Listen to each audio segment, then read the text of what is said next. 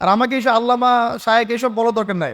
আমি একদম তালেবে ইলম, এখানে বড় বড় অনেক আলেম ওলামায়ে কেরাম আছেন, আমি একটু বিব্রত বোধ করছি কথা বলতে। আমি জানি যে হকপন্থী ওলামায়ে কেরাম যারা, তারা আমাদের মতো অনলাইনেও আসেন না, এই ফেসবুক ইউটিউবে ভিডিও পাবেন না এমনও আলেম বাংলাদেশে আছেন যারা যারা বহু আলেম তৈরি করছেন, মাদ্রাসা খেদমত করছেন। তো তাদের সামনে আমাদেরকে যখন এইভাবে টাইটেল দেন, লজ্জা লাগে, বিব্রত বোধ করি। শেখার কোনো শেষ নাই। আমি একসময় মনে করতাম যে আমি যখন ইন্টারমিডিয়েটের পর থেকে চর্চা করা শুরু করছি অনার্স মাস্টার্স পর্যন্ত, মনে করছি যে হ্যাঁ মনে হয় ইসলাম সম্পর্কে ভালোই জানছি।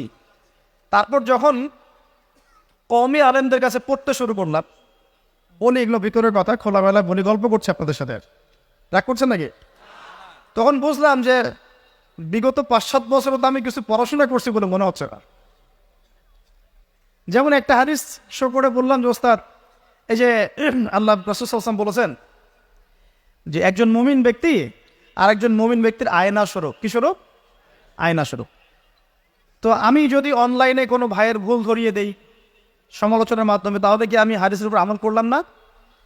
তখন ওস্তাদ মিটিমিটি হাসছেন, বলছেন যে তোমার তো টুকটাক অ্যারাবিক গ্রামারের বেস ভালোই, তোমার কি মনে হয়? তাই বললাম যে আমার কাছে তো এটাই মনে হচ্ছে যে আমি যদি সমালোচনা করি, আমি তো এই আমর বিল মারুফ নাহিল মুনকারের কাজই করলাম। তো তিনি বলছেন আসলে এই হাদিসের ব্যাখ্যা এমন নয়। কেমন ব্যাখ্যা? তুমি কি খেয়াল করো নাই? আমাকে বলছে তুমি কি খেয়াল করো নাই, তুমি যখন আয়নার সামনে গিয়ে দাঁড়াও, তখন আয়না কিন্তু তোমার সাথে কথা বলে না, আয়না নীরব থাকে, স্থির থাকে, কিন্তু তোমার দোষ ত্রুটি কোথায় আয়না কিন্তু দেখিয়ে দেয়। মনে করেন, বোঝাচ্ছে, মনে করেন আপনার গাল কেটে গেছে, আপনি আয়নার সামনে দাঁড়িয়েছেন, আয়না কিন্তু আপনাকে বলে দিবে না এই যে তোমার গাল কাটা, এই ছেলে তোমার গাল কাটা, হ্যাঁ এই মেয়ে, এই ছেলে তোমার এই সমস্যা ওই সমস্যা, বলবে?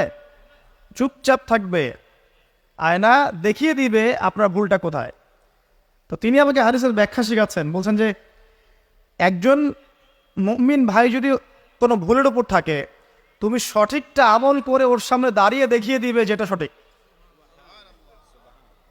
তো বুঝলাম, যতদিন যাচ্ছে আমি বুঝতে পারছি যে আসলে এই জ্ঞানের সমুদ্র যে কত গভীর, 100 বছর হায়াত দিলেও মনে হয় শেষ করতে পারবে না। তো প্রিয় যুব ভাইরা, নসিহত করছি, সেটা হচ্ছে যে দিনের জ্ঞান অর্জন করতে হবে। জ্ঞান অর্জনের কোনো বিকল্প নাই। আর জ্ঞান অর্জনের জন্য শুধুমাত্র ফেসবুক ইউটিউব যথেষ্ট নয়, এগুলো কনস্ট্রাকটিভ কোনো মাধ্যম নয়, বরং ফিতনা ছড়াবে এগুলো কিন্তু বেশিরভাগ ক্ষেত্রে ফিতনাই ছড়াচ্ছে। আপনার কাছে মনে হচ্ছে হয়তো যে অনেক কিছু লাইভ হচ্ছে, আমরা পাচ্ছি, হ্যাঁ অনলাইনের মাধ্যমে জানছি, হ্যাঁ ঠিক আছে, স্বীকার করি ভালো আছে, কিন্তু এর মন্দটা অনেক বেশি। এর মধ্য দিয়ে আলেমে আলেমী বিভক্তি হয়ে গেছে, এর মধ্য দিয়ে একে অপরের সাথে আমাদের সম্পর্ক নষ্ট হয়ে যাচ্ছে, গীবত তহমত সমালোচনা কাদা ছোড়াছড়ি সংস্কৃতি বাড়ছে, ঐক্য বিনষ্ট হচ্ছে, অনেক সমস্যা হচ্ছে। আর এগুলো কনস্ট্রাকটিভ সিলেবাস নয়, সিলেবাস আপনাকে ওলামায়ে কেরামের কাছে এসে জানতে হবে। আমি বলছি 1 নাম্বার কোরআন থাকবে, আপনাদের জেনারেলদের জন্য বলছি, কারণ আপনাদের জন্য এটা এত সহজ হবে না। মাদ্রাসা যারা পড়া শুরু করেছেন ছোটোবেলা থেকে তাদের জন্য সহজ, আপনাদের জন্য এত সহজ নয়। সিলেবাসগুলো জেনে রাখেন। কোরআন পড়তে হবে আগে, পবিত্র কোরআনের বিশুদ্ধ তেলাওয়াত শিখতেই হবে, এবং প্রত্যেক দিন চেষ্টা করবেন 1 পৃষ্ঠা 2 পৃষ্ঠা আধা পড়া 1 পারা করে তেলাওয়াত করার জন্য। তেলাওয়াতের কোনো বিকল্প নাই, প্রত্যেক হরফে 10 নাকি পাবেন ইনশাআল্লাহ। এরপরে এর ভাষা আছে, কোরআনিক গ্রামার আছে, নাহু সরফের অনেক বই আছে, এগুলো পড়তে হবে।